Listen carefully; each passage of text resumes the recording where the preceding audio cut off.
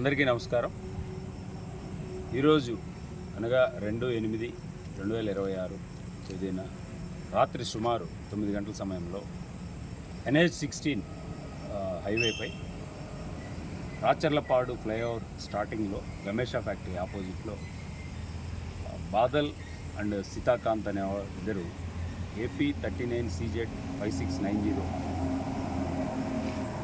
Two wheeler మీద రాజుపాలెం నుంచి దామవరం ఫ్యాక్టరీకి కేక్ అది తీసుకొని వెళ్తూ ఉన్నారు.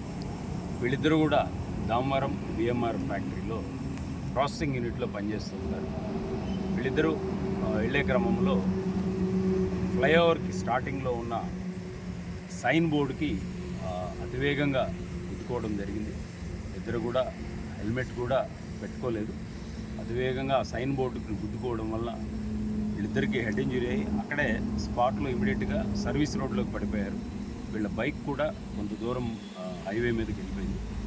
ఇద్దరు సైడ్ పడిపోయిన క్రమంలో ఉన్న సిమెంట్ రోడ్డు సైడ్ ఉన్న రోడ్స్కి వీళ్ళిద్దరికి కూడా హెడ్ ఇంజరీస్ అయ్యాయి.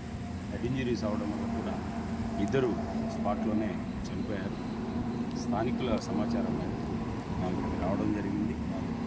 అందులో వెనక్కి వచ్చిన బాధలు అనే అతన్ని ఈరోజు బర్త్డే అని తెలిసింది వాళ్ళ బంధువుల ద్వారా.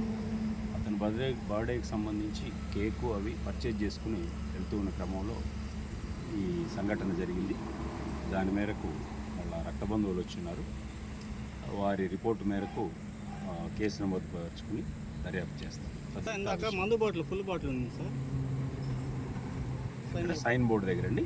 ఒకసారి వెరిఫై చేస్తాం సార్. ప్రమాదం జరిగిన ప్రదేశం నుంచి సుమారు 700 మీటర్ల పైన బైక్ ఉంది. దాని మీద ఏమైనా అంటే బైక్ వీళ్ళు సైడ్కి ఫ్లైఓవర్ స్టార్టింగ్ పాయింట్లో వీళ్ళు పడిపోవడము, ఆ బైక్ ఆ స్పీడ్లో అంటే బాగా అతివేగం బాగా స్పీడ్గా వెళ్తున్నట్టుంది బైక్. అందువల్ల చాలా దూరం మన ఫ్లైఓవర్ మీద చాలా దూరం ముందుకు వెళ్ళిపోయింది. దాని మీద కూడా సార్ డ్రైవర్ లేకుండా బండి అంత దూరం పోవడం సాధ్యం సార్? అంటే ఫ్లైఓవర్ పక్కనే సైడ్ రోడ్డు సైడ్ వాల్ ఉంది కదండి, ఆ వాల్ పక్క నుంచి బండి కొంత దూరం పోయి ఉండొచ్చు.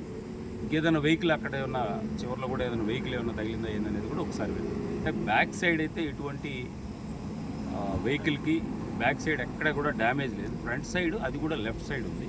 ఆ లెఫ్ట్ సైడ్ అంతా కూడా మనకు ఆ బోర్డు తగిలినట్టుగా కనిపిస్తూ ఆ బ్రేక్ వైర్స్ కానీ మొత్తం కూడా కట్ అయిపోయి ఫ్రంట్ సైడ్ అంతా కూడా బాగా డ్యామేజ్ అయిపోయింది తప్పితే బ్యాక్ సైడ్ అయితే ఎక్కడ కూడా ఏదైనా వెహికల్ తగిలిన హిట్ కనిపించట్లేదు. క్లియర్గా నంబర్ ప్లేట్ కానీ బ్యాక్ సైడ్ కానీ అంతా క్లియర్గా ఉంది. ఫ్రంట్ సైడ్ మాత్రం పూర్తిగా డ్యామేజ్ అయింది. ఆ వెహికల్ అంత దూరం ఎక్కువ దూరం వెళ్ళింది. దాని మీద కూడా దర్యాప్తు చేస్తాం. అతివేగంగా పోయినట్టుగా ప్రస్తుతానికైతే ప్రాథమికంగా కనిపిస్తుంది. ఇంకా తదుపరి దర్యాప్తు మిగతా విషయాలు. ఇంతకీ ఇది అనుమానాస్పద నార్మల్గా సార్? యాక్సిడెంటల్ చూస్తూనే ఉన్నారు. ఓవర్ స్పీడ్ వల్ల జరిగినట్టుగా కనపడుతుంది.